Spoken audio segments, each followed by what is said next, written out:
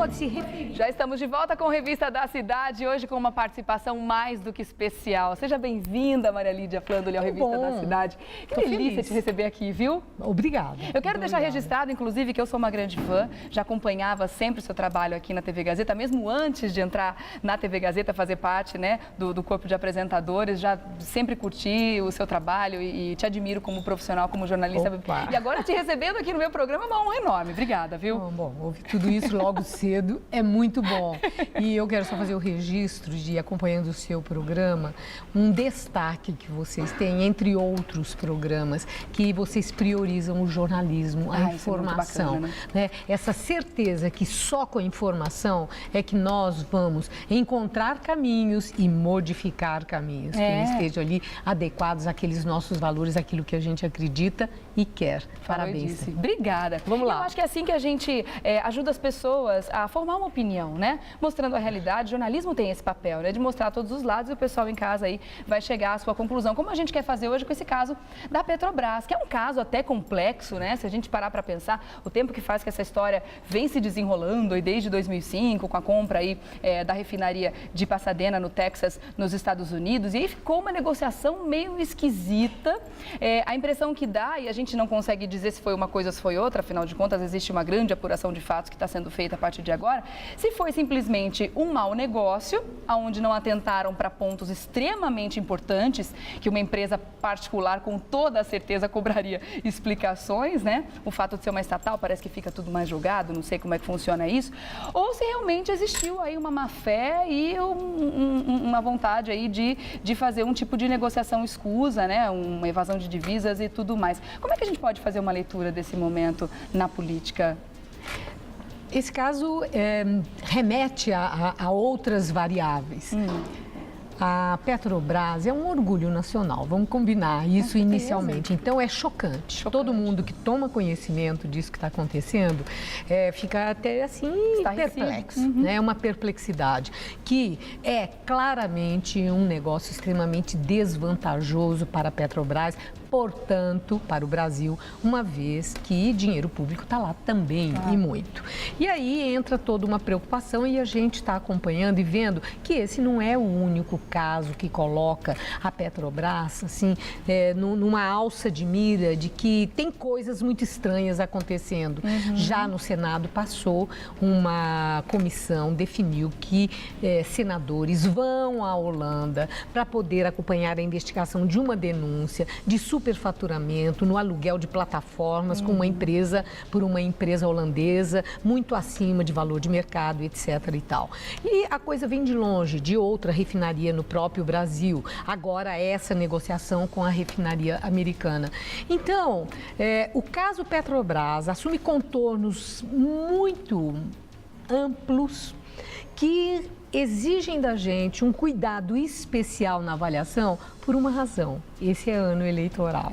Então tá aí o ano muito especial, um ano em que os fatos poderão ter ali um enfoque conforme o interesse de quem está avaliando, de quem está analisando, conforme a independência e daquilo que se pretende com aquela avaliação. E pode mudar o rumo do nosso país, né? Não, pode prejudicar, pode ser injusto. Então, eu acho que a primeira coisa quando a gente vai acompanhar essa notícia é cuidado. Muito cuidado, veja lá quem está falando. E não fique só com aquela informação. Busque outras, veja outras informações, compare. Por quê? Ano eleitoral é ano de conquista do eleitor e aquilo que se publica pode contaminar as urnas. E aí fica grave para a própria democracia. Então essa é a primeira coisa antes da gente falar do negócio. Agora é preocupante que tem todos os indicadores, que tem aí um negócio muito estranho, de muita perda de dinheiro e muita coisa que está inexplicada. E tudo que nós precisamos é de informação adequada, de explicação pela própria Petrobras, que por enquanto parece que está enrolando. Não está abertamente, com transparência, passando a informação para que tudo faça anexo. Parece que eles estão tentando encontrar um texto que faça sentido para que consiga explicar essa história toda. Porque, como você muito bem falou, né, desde que o presidente, o Sérgio Gabrielli, saiu, né, do comando da Petrobras, parece que esqueletos não param de pular do armário, né? Muita coisa realmente está surgindo. Agora, para a gente entender como é que tudo começou, uma empresa belga chamada Astra Oil adquiriu em 2005, né? Foi em 2005 que tudo 2005. começou, por 42 milhões de dólares, a refinaria toda. E é uma refinaria que até então estava sendo considerada obsoleta na época, uma sucata, de acordo com algumas coisas que eu acabei lendo. Que, inclusive, o que é mais escandaloso ainda, parece que essa refinaria não tinha nem condições de refinar o nosso petróleo, que é considerado um petróleo mais puro ou mais grosso. Eu não sei que tipo de termo que eles usam para definir isso, mas o nosso petróleo não estaria apto para ser refinado nesse tipo de refinaria, o que causa ainda mais estranheza no interesse da Petrobras em comprar uma refinaria como essa. O que também causa estranhamento é que um ano depois a gente compra metade dessa refinaria para ser sócia dessa Astra Oil por 360 milhões de dólares. 8 vezes o preço, né, da refinaria inteira. Surreal, né, Maria Lídia? É aí que começou a primeira suspeita, né? Não, já estava sob investigação. Né? O Tribunal de Contas da União já estava investigando isso quando a coisa explodiu para o nosso conhecimento. Tá. É muito difícil nós fazermos avaliação da oportunidade do negócio, esse estranhamento que você expressou, das razões pelas quais a Petrobras teria comprado e escolhido essa refinaria em Pasadena, nos Estados Unidos, no Texas, né?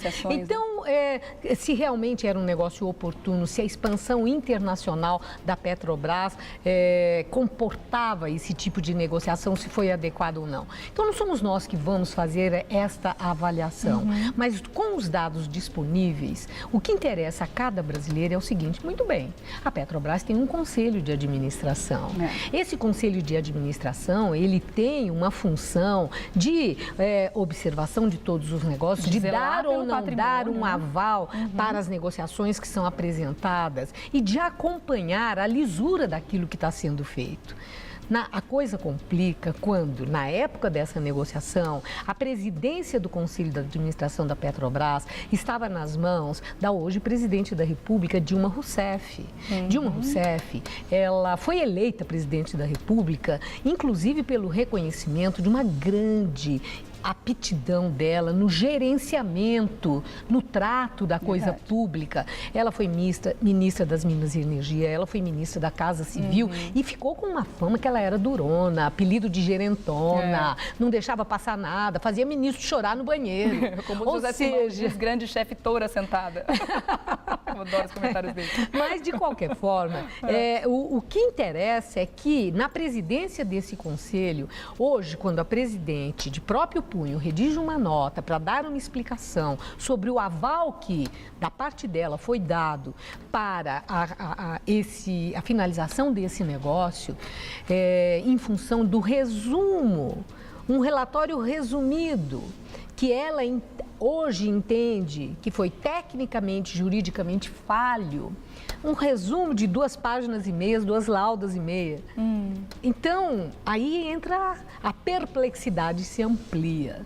Como é que é isso? Como é que o Conselho de Administração da Petrobras, aqueles mega empresários, pessoas da maior credibilidade e experiência, se satisfazem com um resumo, um relatório que é um resumo, sem detalhes. E são 10 conselheiros, né? E todos eles têm os seus departamentos jurídicos da sua empresa, a própria Petrobras, chamar as pessoas, explica aqui, o que está faltando aqui? Agora, depois a contradição também da informação, que traz um desconforto para o cidadão que está acompanhando os fatos. Muito bem, então, além do resumo não ter sido satisfatório, era muito pouco para um aval para um negócio daquele porte, mesmo que eles não tivessem desconfiado de nada, porque não tinham as tais cláusulas. Então, nesse sentido, eles precisavam de uma consultoria. Claro. Né? Eu não entendi até hoje como a então ministra Dilma Rousseff, que é uma pessoa muito ciosa de tudo que se faz, e isso continua sendo uma marca dela, deu esse aval tão rapidamente com 2 páginas e meia de um relatório. Isso faz com que hoje ela admite da capacidade de gestão dela, né? Não, isso interessa aos adversários políticos dela convencer que a capacidade de gestão dela está sob dúvida. né? Isso vai ser muito explorado certamente esse ano. Certeza. Agora, como é que se escapa disso tudo? Né, para não ficar assim sob suspeita. Afinal de contas, não há nada contra a presidente Dilma que nos leve, que nos faça crer que não haja lisura no trato da coisa pública, naquilo que ela faz na gestão do país. Nós não temos nenhuma denúncia contra ela nesse sentido. Então, interessa a ela própria que essas investigações se aprofundem. Agora, resta saber se interessa a coalizão que garante a governabilidade, a todos aqueles partidos que estão lá, a todos aqueles que indicaram pessoas para serem diretores na Petrobras, né? O que é que está segurando a abertura da informação para que não apenas você ou eu, mas que todos os nossos telespectadores e os brasileiros fiquemos satisfeitos com informações que sejam plausíveis, completas, que fechem, que tenham começo, meio e fim. E não um diz que não disse. O ex-presidente da Petrobras diz que não, que a papelada estava lá, o processo inteiro, quer pegar, pegou, certamente leu, porque era só pedir, tinha tudo em mãos. Então, como é que é? Então, é aí que está faltando. E entra agora a questão da CPI, que é outro prato cheio em ano eleitoral. Né? CPI, é importante CPI como um instrumento complementar para essa investigação? Claro que é. Nós já tivemos CPIs que foram fundamentais na busca de resultados de investigações que estavam também, assim, numa nebulosa, como está esse caso. Mas interessa, do ponto de vista político, a CPI, nesse ano eleitoral, aquilo que o Ulisses Guimarães dizia, né, que virou bordão. CPI a gente sabe onde começa, não sabe onde termina. De repente pode ser contraproducente para a própria oposição que está louca para instalar a CPI. Eles mesmos têm receio. Fernando Henrique Cardoso, Aécio Neves, de cara falaram Serra. Não vamos fazer CPI não. Não precisa disso. Aí, como? Por que eles estão dizendo isso? Até a suspeita se volta contra eles. Como é que eles não querem? Claro.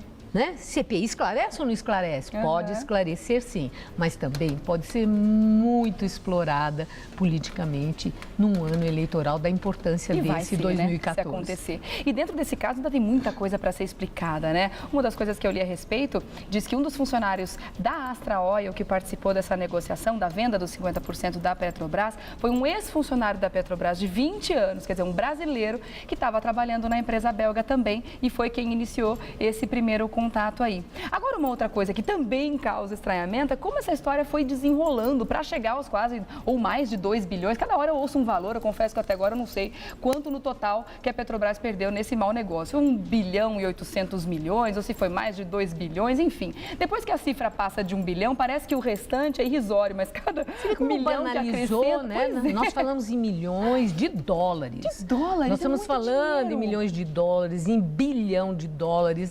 Então, de dinheiro público também envolvido. Claro.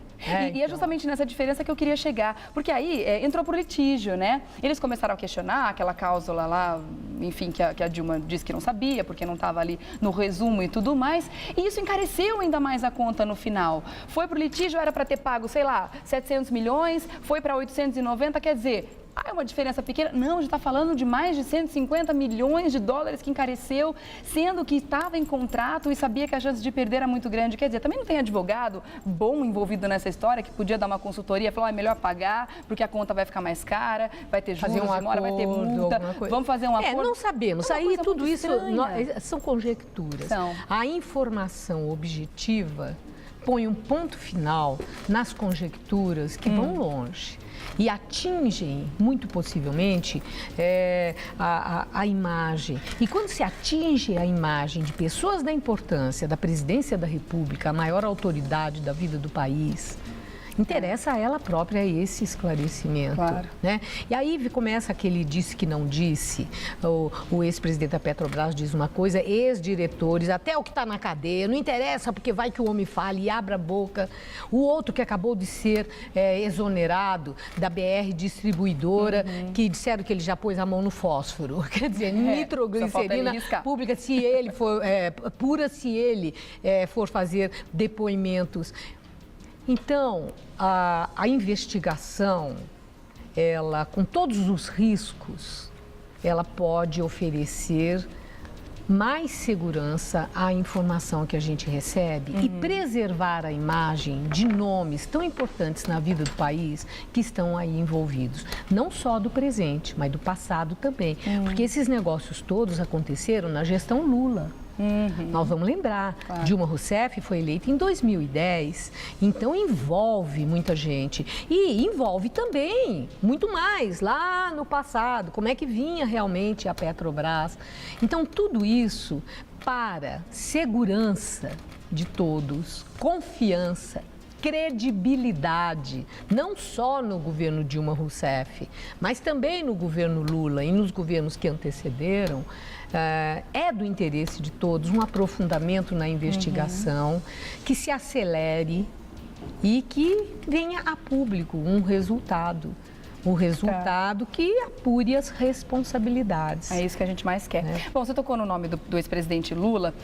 Eu vou dar um recadinho e volto já para a gente continuar falando a respeito disso, até do envolvimento dele nessa questão. Existem algumas reportagens dizendo que ele já veio a público falar ou fez um comentário dizendo que ela se precipitou em fazer esse comunicado aí de próprio punho, que ela meio que assumiu a culpa, foi meio que um suicídio. Um tiro no pé? Um tiro no pé, exatamente. Aí depois de já desmentiu, né? Dizendo que não falou, né? que ele não falou nada. Daqui a pouco a gente continua falando sobre isso, tá bom? Obrigada, até já, Maria Lídia. Realmente muito importante a gente entender o que está acontecendo nesse momento no Brasil, né? Afinal de contas, isso tudo vai definir os rumos que a gente vai tomar e como é que a gente vai chegar em frente à urna depois para depositar o nosso voto, que é a nossa maior arma, né? Que a gente pede mudanças, a gente precisa da continuidade, né? O Brasil precisa melhorar e essa é justamente a nossa arma. Agora,